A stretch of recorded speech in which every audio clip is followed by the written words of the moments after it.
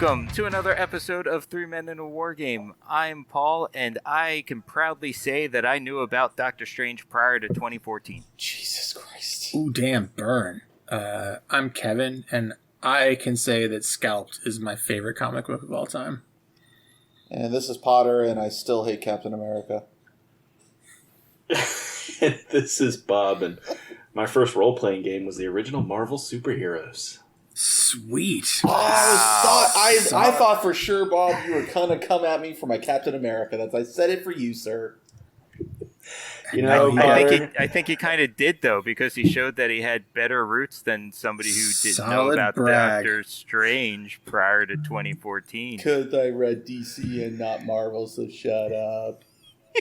I figured at some point or another, having this kind of conversation with Potter is kind of like having a battle of the wits with an unarmed person.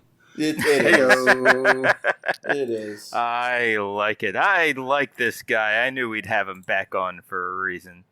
Dear listener, we have Bob back with us. You may remember him from just a few episodes ago, talking about Infinity and community building. So he's back, and we're going to talk kind of a follow-up to the episode that he was on with us last time.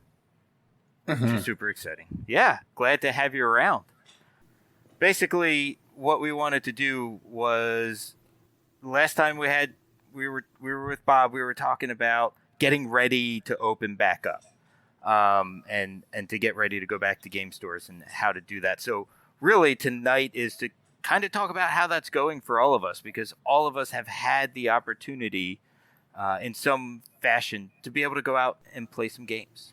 So let's just get into it, Bob, because you're kind of running a community, right? So you're running your Infinity community. How has that been going there? It's been going really quite well. The last time we talked about it, I think, was prior to the stores really opening up their game spaces. But we kind of saw that on the horizon. We saw that as something that was going to be coming up pretty soon. So we were trying to talk to them and kind of set the framework for getting back out there. Since we talked, that's happened. The stores have basically reopened. They are following the usual kind of whatever guidelines are happening right now. You know, in my state, there is no mask mandate if someone is vaccinated. So the stores are encouraging it, but not requiring it. But anyway, we were able to get back. The stores that I work out of currently have two locations. One that was the original, and then a secondary location that they opened up on the other side of the water for us. And we are back to starting up weekly game nights at the primary location, and we do every other week at the secondary store. And we're seeing pretty good turnout. The primary location, they've got 4 tables up front, and we're regularly able to occupy at least 3 of those, sometimes all of them. So, a good 4 to 8 people coming out every week. And then at the secondary store, it's a little bit lighter, but we're still seeing, 2 to 6 every other week on a pretty regular basis.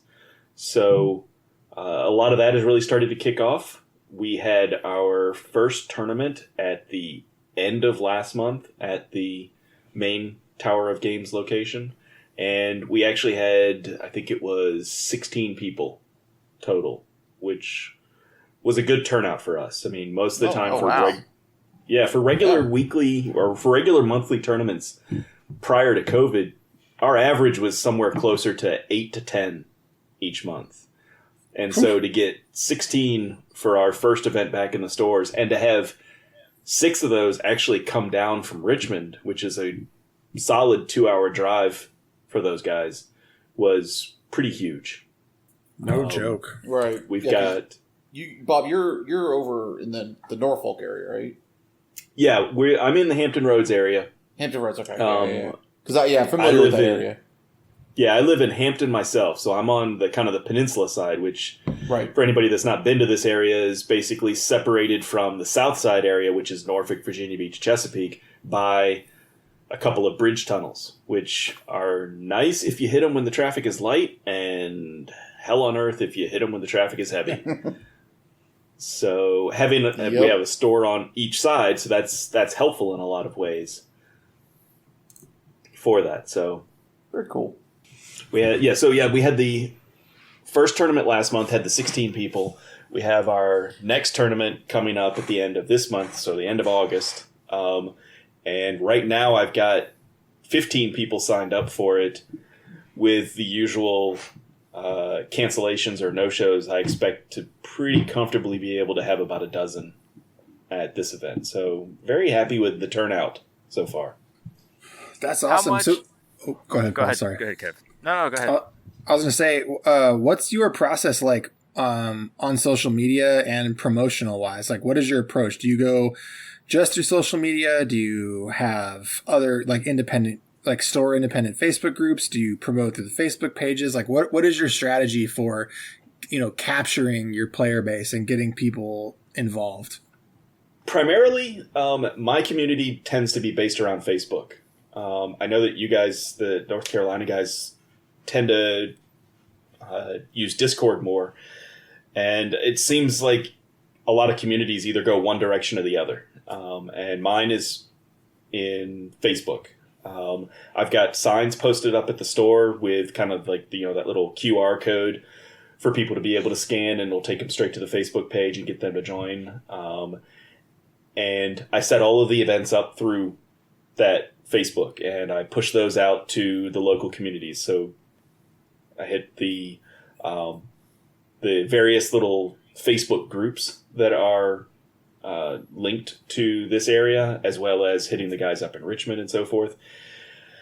Once I've got the event out there and I'm kind of trying to drive people towards it, as basically when I'm 3 or 4 weeks out, I start to do kind of a regular, once a week or a couple of times a week post just within the event, trying to raise the visibility of the tournament coming up and trying to get people interested. I'll do each week before the event happens, I do a post about one of the scenarios that we're playing, talking about, the basics of it, some of my perception of strategies and things that you can do to be successful in it. I'll do posts about the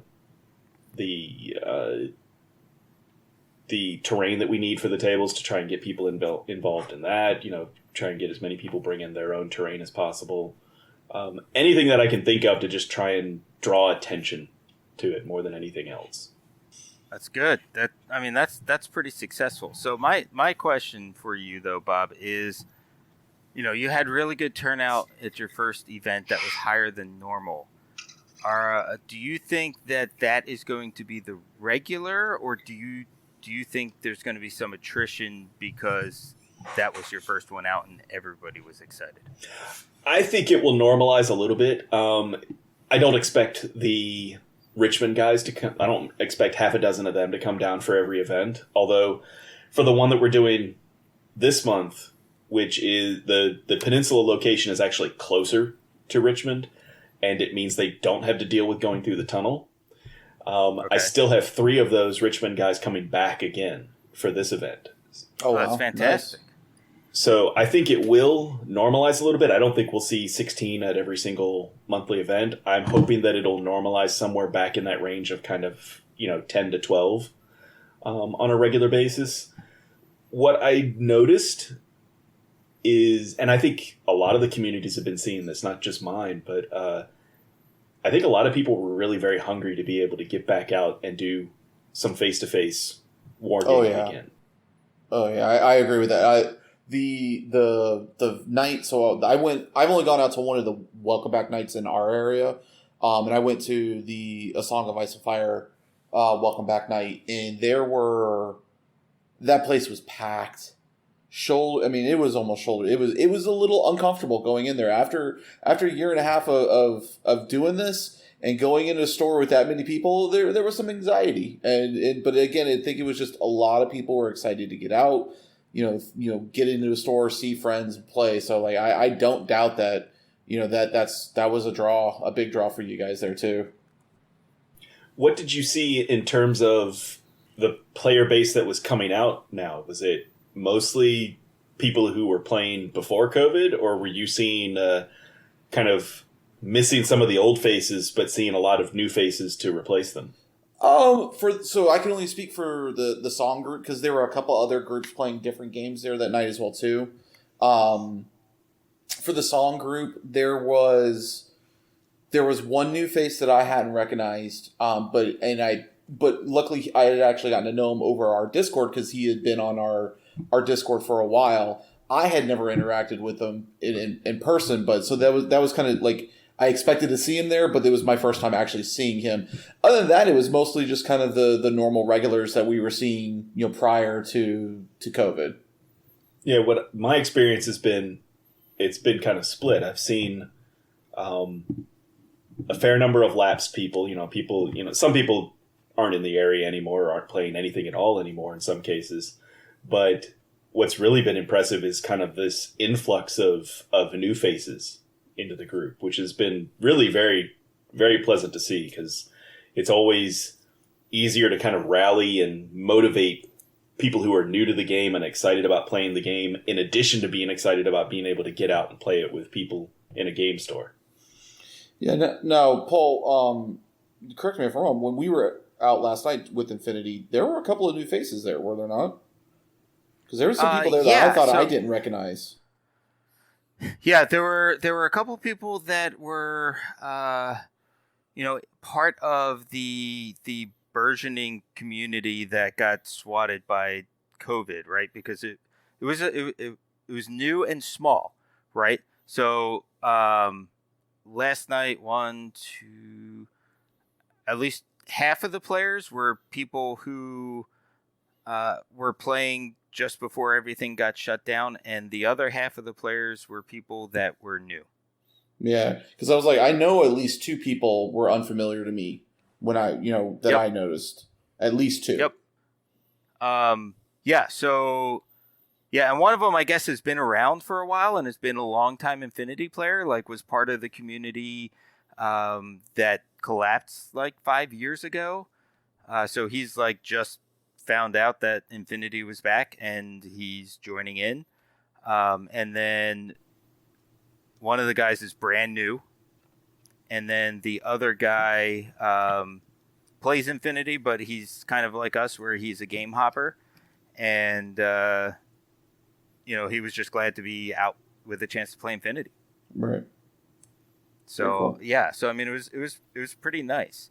But one thing I wanted to go back to real quick with what you were saying, Chris, about how your first night out was super packed, and part of that's on the store. And I do recognize that. I do know that there was a miss up with the store when they organized things because they weren't expecting so many people to come out for. I think it was BattleTech. They scheduled BattleTech, and it was like there were so many people playing that game. Like, well, yeah, and that's just it, right? Like they were like, hey, let's schedule all the small games that are going to have like 2 tables each, and we'll just put them all in the same night. But they didn't factor into the fact that nobody's been playing. Everybody's going to want to play, right? And people came out in droves, right? And as I've been learning, because I watch a lot of YouTube in the background while I work now, since I'm back to working from home. And as I've learned, there's been a fairly significant exodus of 40K players to BattleTech. Yeah, I've seen kind of the same thing here. I've seen a bit of a resurgence for BattleTech locally. I wasn't sure where they were coming from, but then I had also started to hear that there was some grumblings about some things that GW had been doing recently that had led people to look for other systems. And actually, we were seeing some of them coming over to Infinity as well. And that's exactly what I was going to say. The 2 games that, and this is how my YouTube channel got me there, was because I was watching Infinity videos. And a lot of people who were like, all right, we're kind of annoyed at GW. If we want to have an impact on and tell GW that we are unhappy, the best thing to do is to not just bitch about GW, but talk about other games. And everybody's trying to figure out what games to talk about. Infinity's coming up, so the videos are coming up for me. So I'm watching them because I want to see what they say. And then I also realized the other common one is BattleTech. I did not There's realize apparently that. even jokes that like the Reddit for 40K is now actually just a check thread. Wild. Yeah, so that's why I think BattleTech was so big, because I don't think people really realized that a larger community of GW people are jumping over to that. Because before COVID, if anybody was playing BattleTech, it was like 2 people, and they were like, the weird people in the corner. Right. And I mean that lovingly, but Yeah. It wasn't like the mainstream game. Definitely not. yeah, it was like, oh, look at those guys playing that really crazy, hard to play game with the fucking cool models. But they're doing calculus to play. Right, yeah, and I thought it was a little strange too, like, because not only was it was a Song of Ice and Fire and BattleTech, it was also Infinity, and it was Malifaux, which like why the store thought that Malifaux would not be popping when North Carolina has one of the specifically the Raleigh Durham North Carolina area has one of the strongest Malifaux groups in the country. Right. Like, yeah, for sure. No, that was Malifaux deserved decision. its own night. Yeah, and what's interesting is that like the way the store used that night was basically as an audition. Yeah, I mean it was table after table after table, and the thing is from what I heard, it got because I only stopped in to say hello to people because I wasn't going to play because I knew it was going to be packed, and I was like, I'm just not going to be mentally capable of handling this right now, and walked in, said hello to the couple people I saw, and I mean they were pulling out tables, and I heard that it just got even more crowded after I left, and it was for me it was already too crowded, and I'm talking crowded in a non-pandemic because I don't like crowds. I don't have agoraphobia or anything, but I just don't like crowds, and it was already to my uncomfortable level. For like, let's remove the pandemic side out of it. It was like it was already that packed. Well, and part of that is because the community leaders of that store were told that nights and like game nights and the limited space was going to be decided who had what times, what days, how frequent based on their turnouts that first week.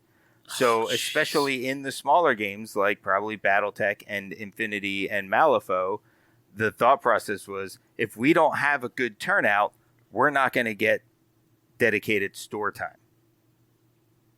Yeah, I don't think that was a good way to handle it, but I mean, no, it wasn't. But it was very clear to the community leaders that I spoke with that was the case. It was essentially an audition to see what kind of turnout they were going to have, and if you had a good turnout, you were likely to get more store time. So, like practically just dumping a bunch of weapons in the middle of the floor and letting everybody fight it out. Yeah, who's yeah, left. Exactly. It's that scene in Dark Knight where they just broke the pool cue and they were like, "We're having auditions. There's one spot. Good luck." Right. So I mean, it was kind of shitty to do that, right? And when you look at it, the people that didn't have as good of a turnout got like one Sunday a month. The ones that had a better turnout got every other Wednesday, essentially.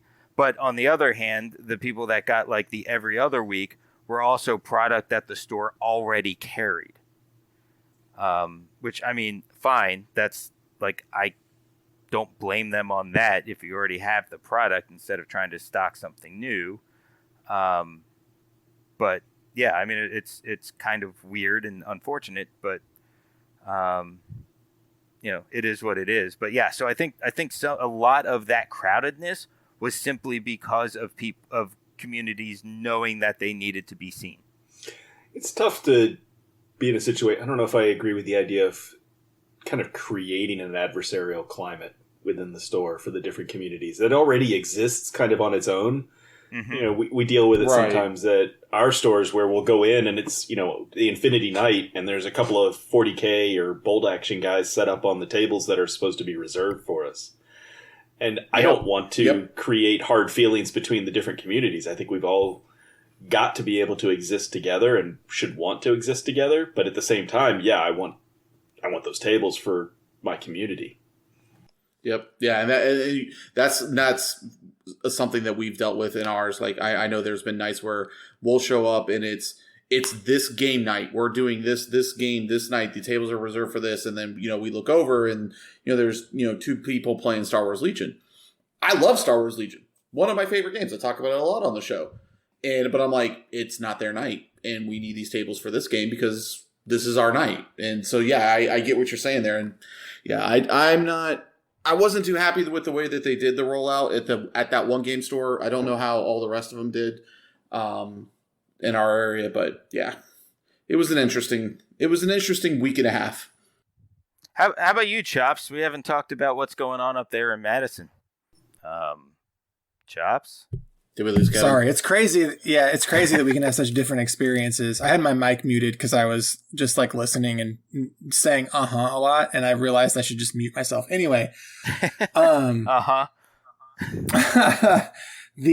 just nuts that we can have such different experiences because I hear the Raleigh area, and it feels like the stores in our area in Madison were much more cautious. As an example, at Noble Night, we used to have like a big crowd of games on Wednesdays. So Wednesdays was playing Warhammer, and that was also like Weird Wednesday, and we alternated Wednesdays between Batman and Marvel Crisis Protocol.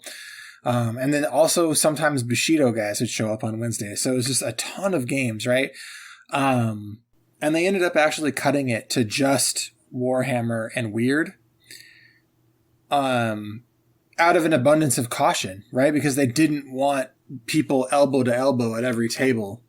And so a lot of games got shifted around and spread around, and they were much more cautious. Like one thing that was done, right? Well, the reason that they brought Warhammer and Weird together is because the sizes of tables at this particular game store, there's a lot of low top tables that support the Weird games, right? So playing Malifaux, and then the high tops, which are 6x4s. So those support playing 40K on them. And it was easy to separate the tables. And like Marvel Crisis Protocol, which is the group that I've been running, they put me on the same night as Dungeons and Dragons.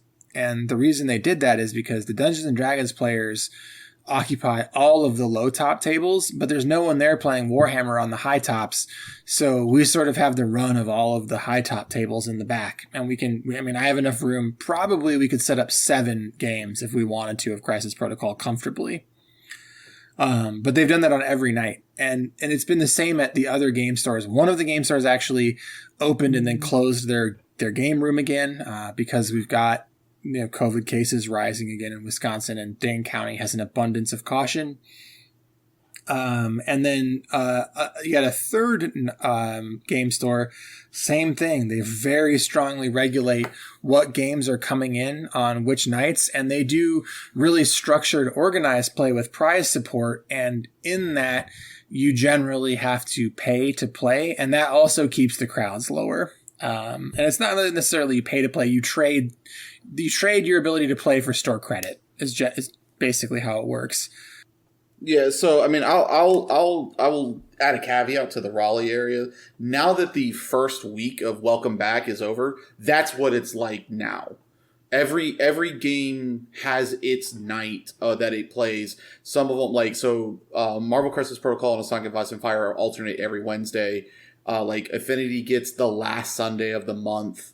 I think, in other games throughout the week, they alternate or they get only set nights. So only people are playing those. Now, like Friday nights is 100% Magic. There's nothing else except Magic in the store. So now that they've done the Welcome Back, they have gone to what you're talking about, a set schedule of what games can be played in the store those nights.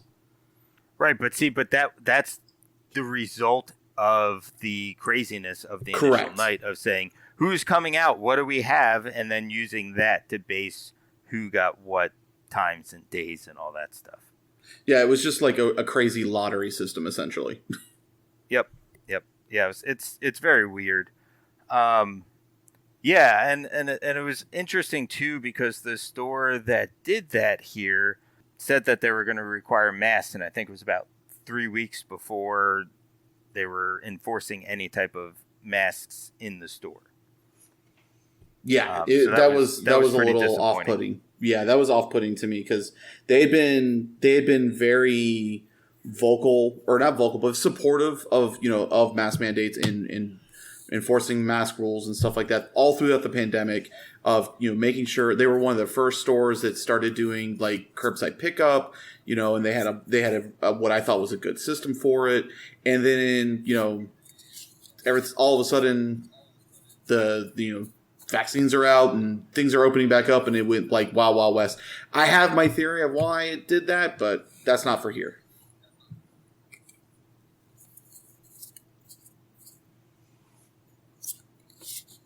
I'm just running through possible theories, and I think I'm wondering if I've reached the same conclusion as you. So we're going to have a side chat later on about that. Yeah. So the other thing is like we're lucky here that we also have a lot of stores, but I guess it sounds like we're not the only ones. Like there's a lot of stores down by you, Bob, and Kevin. There's a lot of stuff up by you too. Yeah, we've got like 6 stores that are close enough that are open. And before I moved here, I was living back in Jersey again. I would have to drive 45 minutes to find a store. Like there was one store I could get GW product in, like in the state. Yeah, we had. I've got 6 stores within 40 minutes of me. Yeah.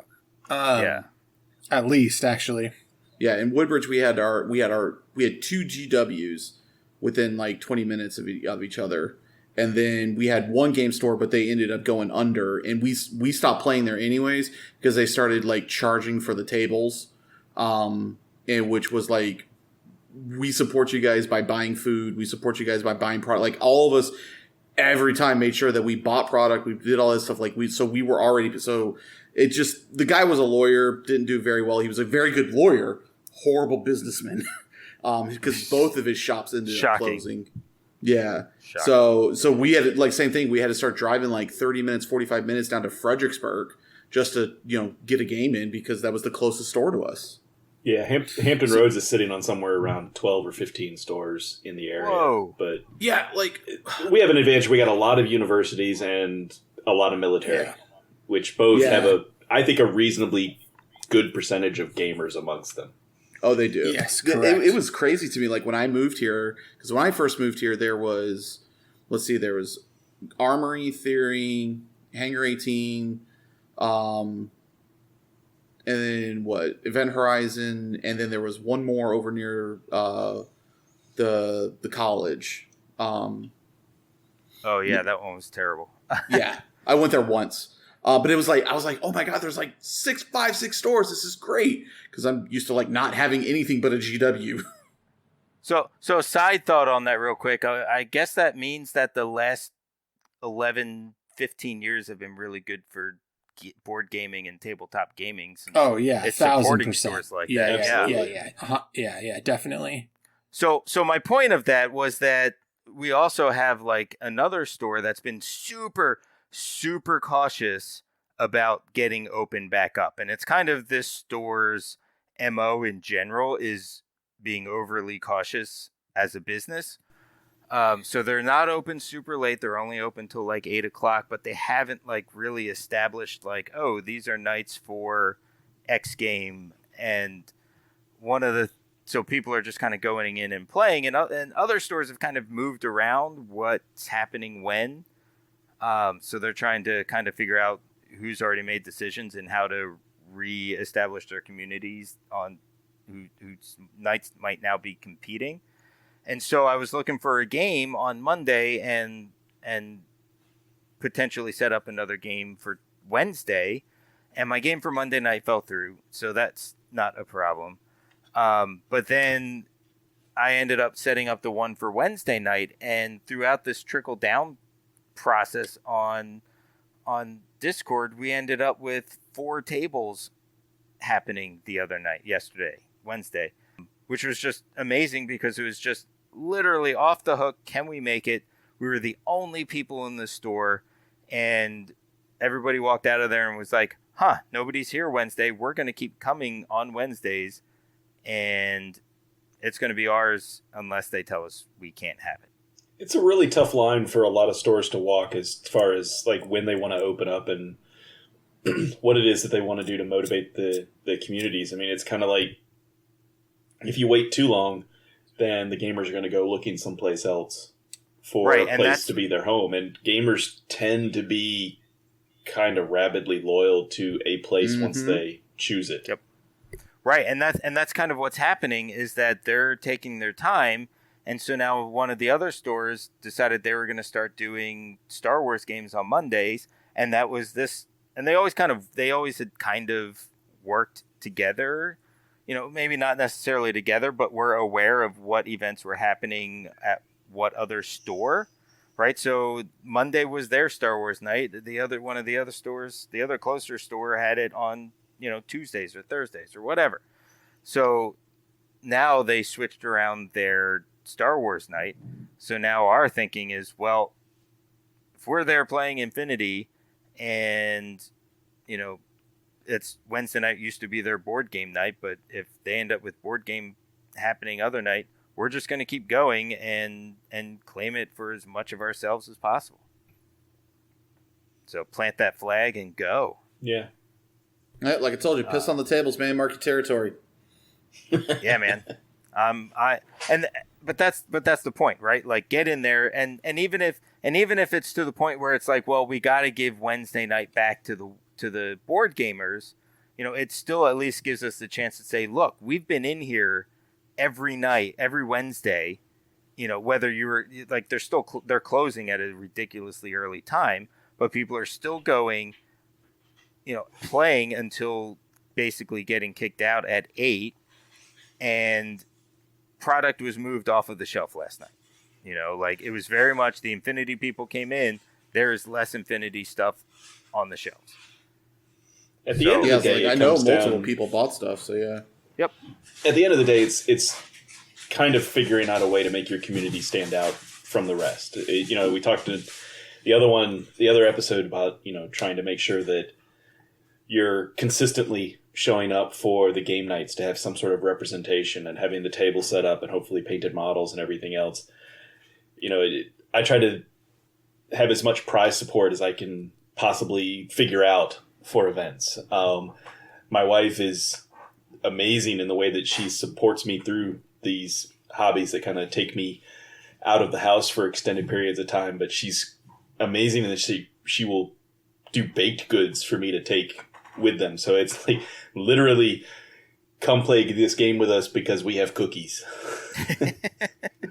Which, well, that's all. I mean, that's one way to do it, right? Like, get the attention. Yeah, no, you're trying to make some sort of an impact on people, and to have that kind of support coming from all different sides is what it's all about. Yeah, that's amazing. Yeah, and I mean, I'll be honest with you, the guy who works the store, he was saying that the employees at that store are pushing to have the store go back to somewhat closer to the regular hours of closing at 10. Like, they're saying we should be open till 10 or at least 9. I'm sure they want the money in their own pocket for getting the work in, but they also see that, like, people want to be in there and they're fine with that. It's tough closing a gaming store, at 8 o'clock because, most people, after they get off work and drive and get there, they're not starting a game until 6:30. So, and most of our games, they take, an hour and a half, 2 hours, depending, what kind of game you're playing to play. So now you're talking about setup time. You're talking about, catching up with your friends. You lose, like, because, last night, Jesse got there late and, watching you guys play, like, you were even like, dude, go, so we can get this game in, and trying to do it. Like, and I didn't blame you. Like, normally they've been like, hey, normally I've been like, hey, fuck you. But, like, I get it. Exactly. That's like not my MO. Like, I don't play to rush through, but I wanted to try and get, as close to done with the game because I haven't been playing in forever and we had a very limited amount of time. So, like, with the store closing that early, we can talk about how work is going afterwards and still be home at a decent time. So, yeah. So, it was like, I was trying not to be an asshole, but I wanted to play. But I was probably coming across as an asshole. If it wasn't Jesse, probably. Well, I still felt like I was coming across as an asshole too. But yeah, so I mean, so it's kind of that interesting thing. So Kevin, I wanted to ask you something. Since you're in charge of Marvel's Crisis Protocol up there, are you planning on like anything other like anytime soon other than just the weekly game night? No, just weekly game nights for now. But the thing that I'm trying to do is collect as many of the Atomic Mass organized play kits as I can. Because what I'd like to do is make the weekly nights special if I can. And coming up here next month, I've actually got the Infinity War organized play kit, which takes place over 3 separate weeks of playing. So that's actually going to be pretty nice because it gives us something novel to do over an extended period of time. But like, honestly, I'm in a position now with school coming back in and with the whole Delta variant thing that I'm actually sort of bracing for my town to get maybe locked down again. But we'll see, right? So I'm staying cautiously optimistic. But in terms of Crisis Protocol, I mean, the things that I do, to put in the work is just post in multiple places, right? Get on store-specific Facebook pages, get on my Crisis Protocol one on the Discord, making cool images, right? Like I made a bunch of like sort of posters about the event with the dates of the event and sort of like splashy hype text for them. Just to try and get as many people as I can to show up to play. And then also, again, just keeping it novel. Like, for example, like if you're running like a weird community, getting your whole community around one strat and scheme set for the week, right? So everyone can get excited to play. Or, if you're playing Infinity, you could be like, oh, we're doing Biotech 4 this week. If that's still a mission, I don't even remember. But you know what I mean, right? It's funny that you brought that up because Jesse and I had picked a scenario that we were going to play and completely missed that in the Discord there was a discussion of, hey, let's all play the same scenario so then we can all talk about it and have had the same experience. And I think that's a really good idea. And that's why I'm doing the Infinity War thing. Right. It's hard because that's hard in Crisis Protocol because part of list building is like bringing the 6 missions that you want to bring. So you can't be like, hey, everybody bring these 6 missions so we all have a similar experience, right? But Infinity War lets us characters, so they may be exactly out. They may not have those cards. Exactly, but the Infinity War kit allows us to sync up that way, and we're all playing the same thing. And the other cool thing about Infinity War is that each week your roster gets stronger because there are specific objectives and then stickers that you put on your roster sheet for each week, and they give you additional powers and additional access to the different Infinity Stones week on week. So by the end of the campaign, everybody has a sort of customized warband, if you will, with a roster with additional powers. And then anybody who played in your Infinity War event, so any of the 8 people who play in our Infinity War event could always play again later with all of our powers if we wanted to. Oh, that's pretty cool. Yeah, and just, and that's like, rather than having big tournaments and special events right now, I'm just going to try and do event things. And so one of the other things that I'm doing, and I'll just say this on the show because whatever, is that I'm also painting my Thanos in the Black Order so that after we finish the Infinity War event, I can run a fully painted Ultimate Encounter on the sci-fi terrain board with a fully painted Thanos and fully painted Black Order, so people could come in and we could do that as like a special ending for the Infinity War organized play. I want to move to Madison. Peace out. But I mean, that's what you have to do, right? Like if you're going to try and run your community, that's what you want to do. Yeah, and that's it's why I don't run the MCP community anymore. I'm not that good. Yeah, I am thankful for you guys. Like literally, I will tell you right now, trying to run the MCP community when the game first came out, I was so hyped about it, loved it. I still love it. I mean, if anybody's on the Discord, you've been seeing how much I've been painting MCP models lately. Yeah, a lot. Like a lot. I have been painting a lot. It just was like I just couldn't do it. Like my brain is not there. Like I don't. As much as I love a game, it's just like I want to play it. I don't want to run it. So like I'm thankful for people like you and Bob and you guys being able to run communities and doing that kind of stuff. Like, thank you guys, because I can't. I tried. I can't. It's a lot of work sometimes. It's kind of like herding cats on occasion too. I mean, you want to try and get people organized and get them doing things. And honestly, we talked about this a little bit that other episode, but part of it's sort of accepting that you can't do it all by yourself. You've got to try and recruit people who are going to be able to help you, back you up. Locally here, Tower of Games is opening a third location in the next couple of months, and oh, wow, I literally can't cover 2 locations at this point all myself. So I've got guys that are helping me with that weekly, and the third location I've already got 2 guys who live close to that store who are very excited about it and kind of want to be those points of contact, those guys that I can hopefully count on to be there for a weekly or bi-weekly game night at that location as well. Yeah, that's awesome. That's fantastic. Like, you're getting a little empire.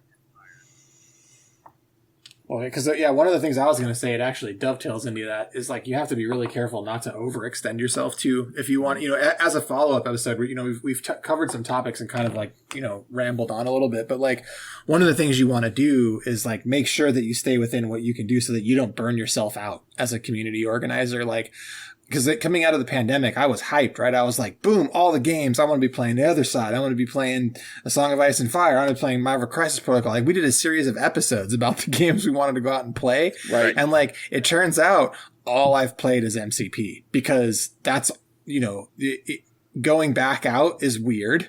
And you only have so much mental energy that you can devote to this hobby and so many nights per week that you can devote to it. So, not overextending yourself is super important. Yeah, and as we get older with kids and everything else, it just gets exponentially more difficult. Exactly. Well, it really does. And this cycles into a conversation that I've had with Chris the past couple days, is the fact that, right now we have limited game time, right? Even if you could go out and play each week, like the way our stores are set up, if you're dedicating yourself to a game, you're still only going twice a month. So yep. Right now it's hard to learn a game that you're not able to dedicate yourself to as a player, because if you have a game that takes a little bit to learn, and it's a game where you might have the first couple games be frustrating because you're probably going to lose them, like it's Malifaux or Infinity or whatever. That can be very frustrating as a player, to not be able to move through that phase of the game if you're only getting to play once, maybe twice a month. Yeah, that's a like very I've big said, challenge.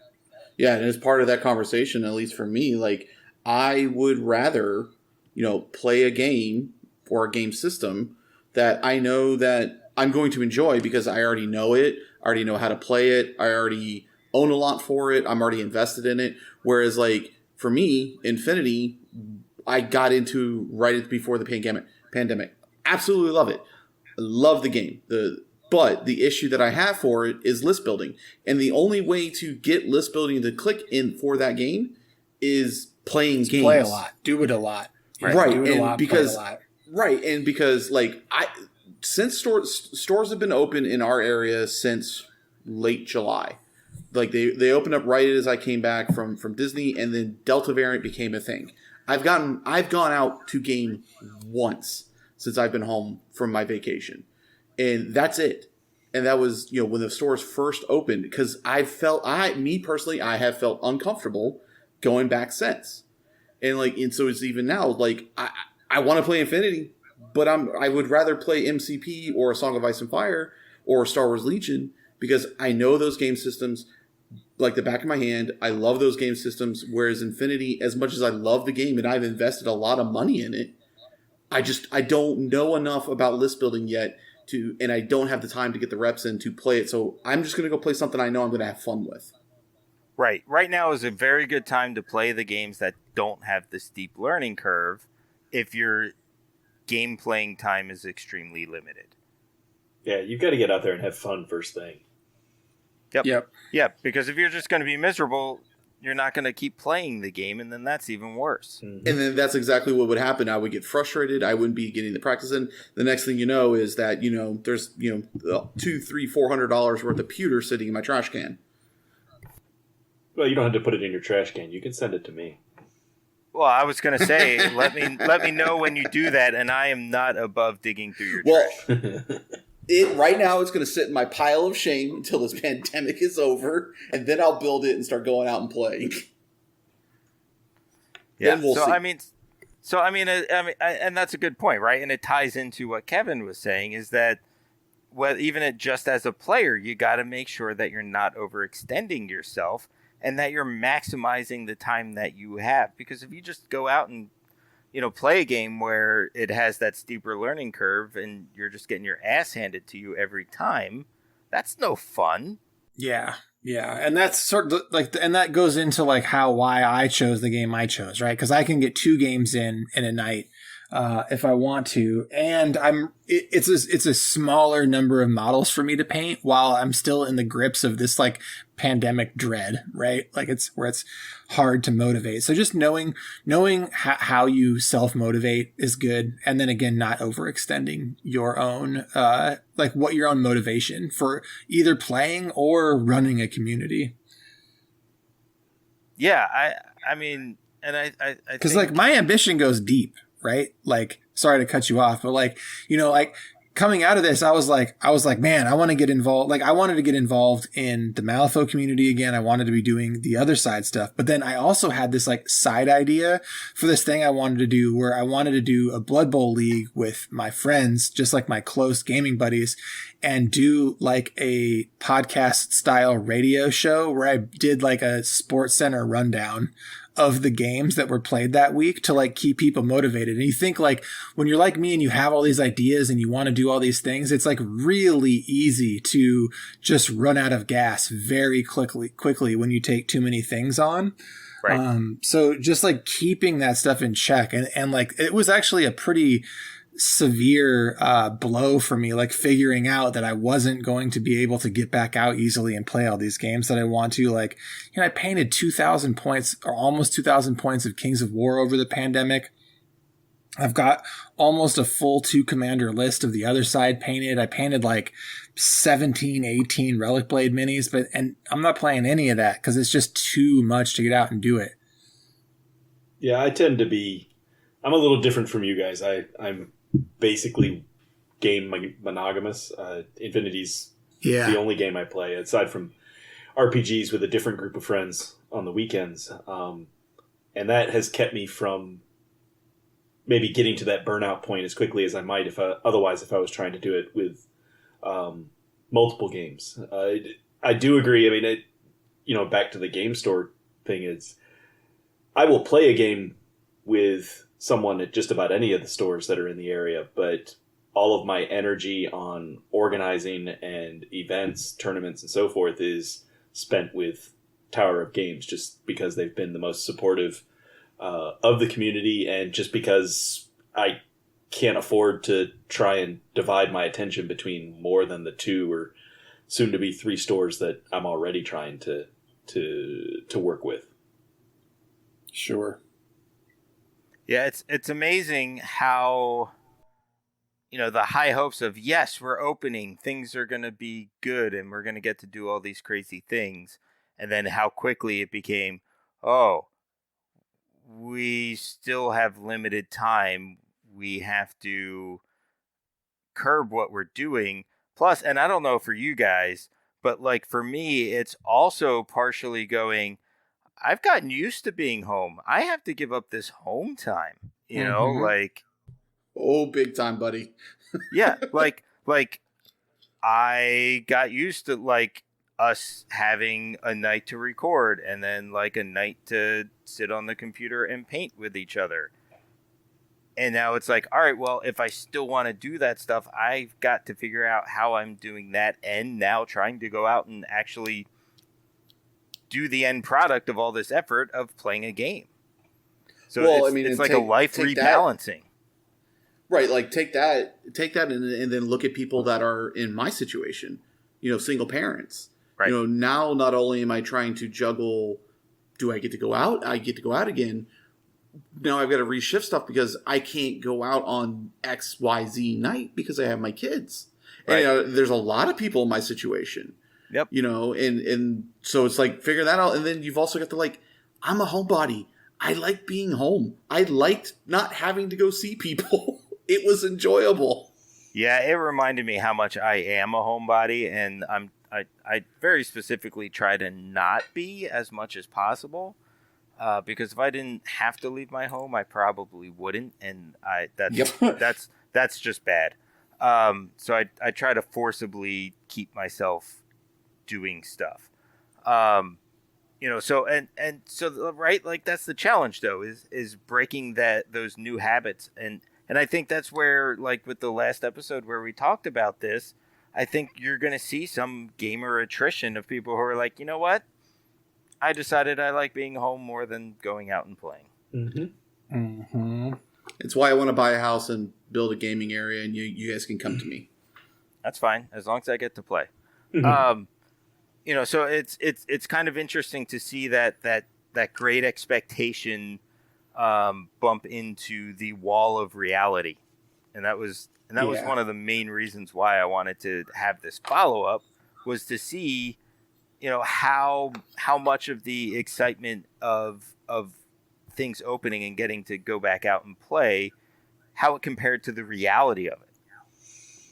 And I think this discussion has really given us that perspective that, yeah, everybody's stoked about it, but it's a lot harder than we were hoping, I guess it was going to be, or we're taking things didn't take things into consideration. Like we looked at it like there still weren't people dying in the hospital of COVID, right? So, that kind of changes the dynamics of it all, right? And how often you can get out, and if you want to get out, because this creates social anxiety for people and whatnot. And, you can say don't live in fear, but I feel like with a virus, that's different than like jumping off of a table with your bike, right? Like it's just a different type of not living in fear. So I think that reality of it has been very interesting to see, compared to what our hopes for it were 2 months ago. I would agree with that. Yeah, I think the excitement is there. I think it's still happening right now. I think it will normalize over the next several months, and so I think I'm hoping that we will, in my area, eventually kind of normalize to more of a 10 to 14 people a month for the regular monthly tournament rather than 8 to 10. But it's all just a matter of kind of seeing how things play out and trying to keep a little bit of that momentum going for the extended period of time. And I think now I know actually more better ways to do things with the community, and I've got more resources from these guys that are helping me by being at the stores, getting in games on a regular basis. Yeah, and that's just it, right? Like for Infinity, we had the first, because Infinity was given one Sunday a month. It's like the third or fourth Sunday. I forget which one it is. I think the fourth. And so they had the one in July, and it went well, and they're having their second one of those. But then we also just had this impromptu game on Wednesday, and everybody wanted to do it again next week. So who knows what that's going to look like, right? Like, is that going to go for a while? And then in October, we're going to have our first local event at one of the stores, which I just signed up for today. So I'm super excited just to be able to see, what happens and how many people end up coming, and if anybody comes from out of town or, like from Hampton, Virginia or whatever, and see what happens. It's just going to be really fascinating through the fall to see what happens. And I really think we should make a point of checking in again in like another 2 months kind of test the waters and see what's changed or what hasn't changed. Yeah, and my impression, I don't, I don't know the situation. I don't know the stores or anything else like that. I think the store that's giving you one Sunday a month for kind of like your game night or whatever, I think is kind of shortchanging you in a lot of ways. Absolutely. Absolutely. From everything I've seen, from what Nathan's been doing, from what you guys have managed to put together just a day ago for getting people out for basically just pickup games, for something more organized, that to me speaks to a community that needs, every other week or potentially even weekly. And I mean, the challenge with it, and this is where I get it, is that it's not a game that they are already stocking, and the games that got 2 nights a month are games that were already stocked. Sure.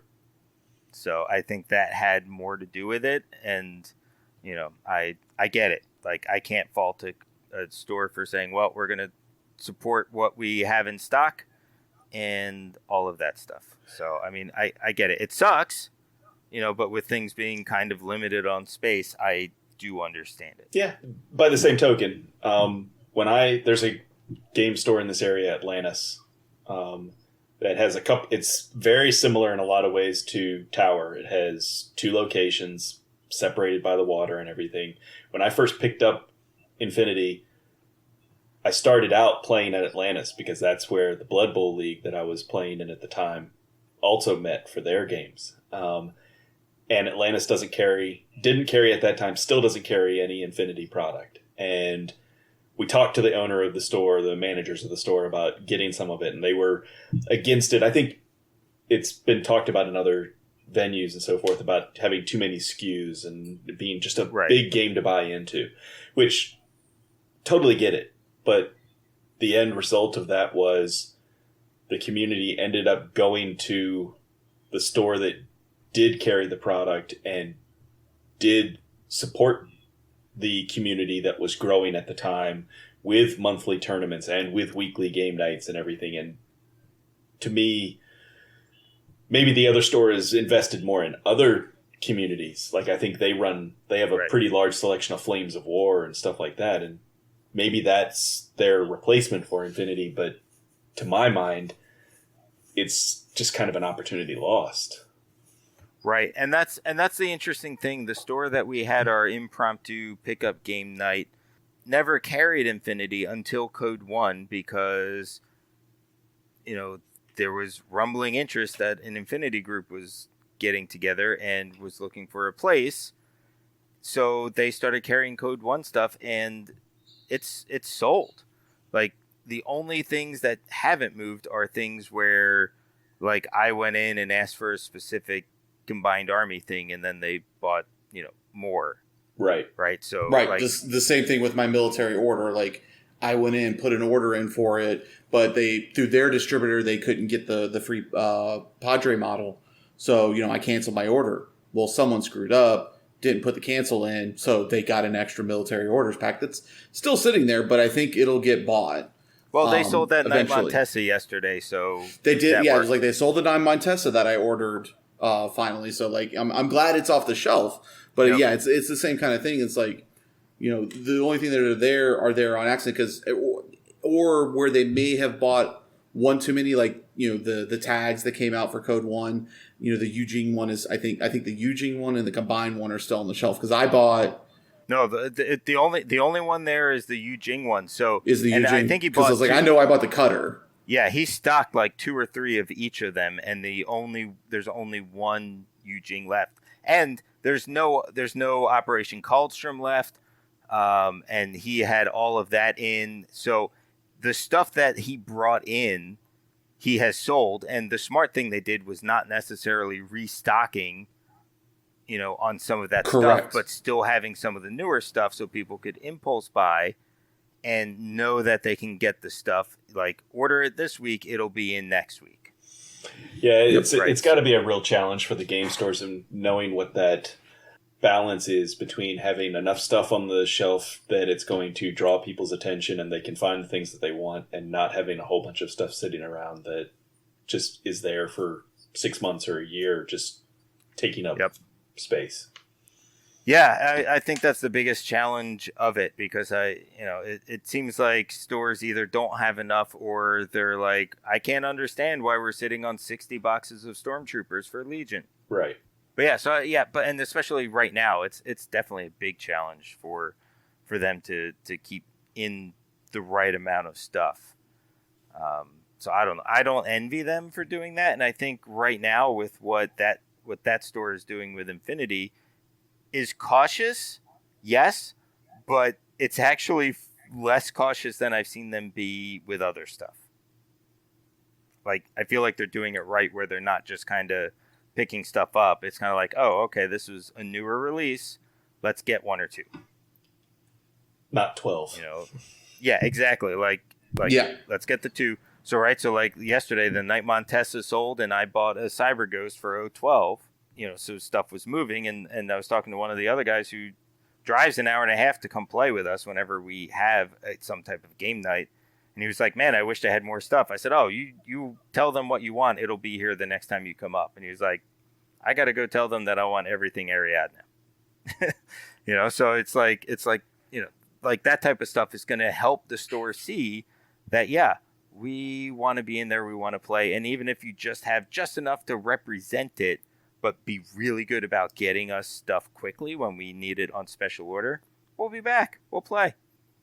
Yeah, the new Army boxes and the new Code 1 boxes are, I think, really good for the stores because of the way that they help a person buy into an army in a sort of a structured way.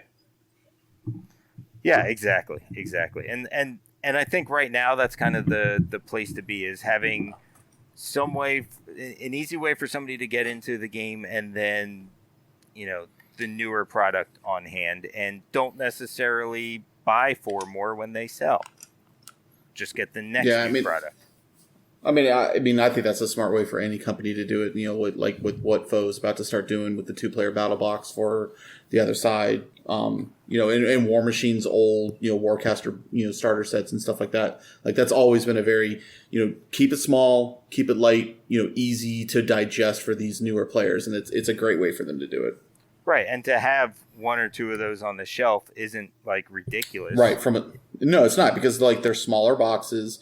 I mean, these are tiny boxes that I think the biggest box at the store now, I think, is the military order action box, which really still isn't even that big of a box. You're talking about maybe 4 by 8. It's not a big box. It's a good size. Yeah. I wasn't even thinking physical size, but yeah, you're right. I mean, and it's like that. Right, because I'm looking at it from like a shelf space. Yeah, a shelf space standpoint, from looking at it from owning a store. Like, that's where I'm looking at it. The other thing too with the box, like, you don't need all those little peg holders for blisters, so it's like, more efficient that way too. So instead of having all those peg holders, you have a couple boxes, and if a new blister comes out, you put it next to the boxes.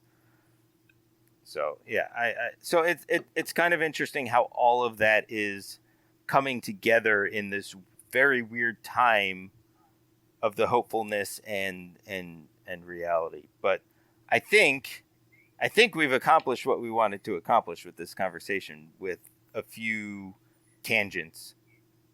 Yep, I think so. But I think that were good tangents, because Chops didn't redirect us very much tonight, so it must have been a decent chat.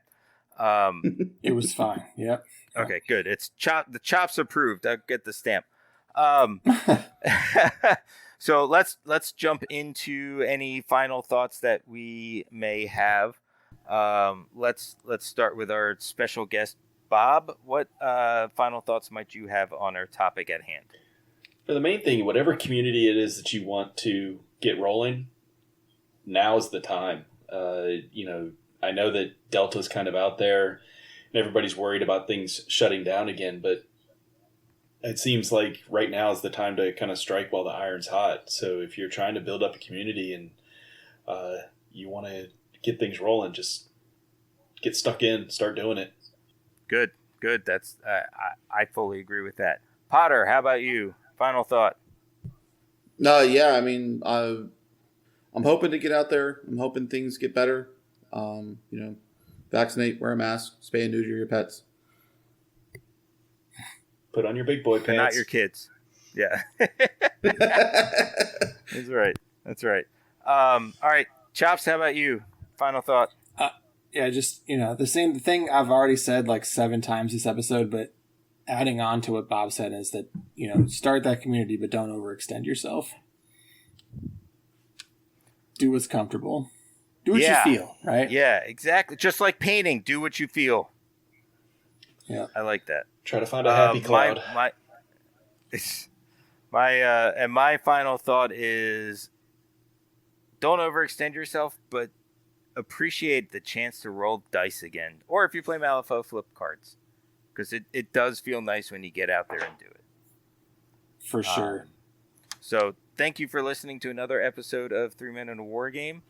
We have a Patreon. We have an amazing Discord that you definitely want to come be a part of. That just gets more amazing, even though it's growing.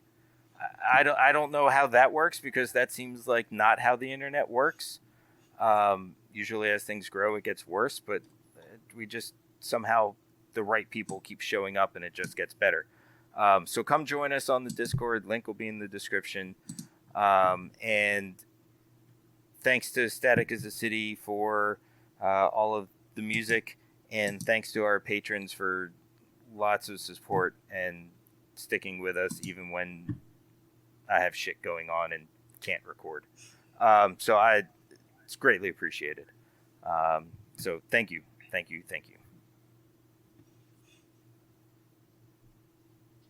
Bye.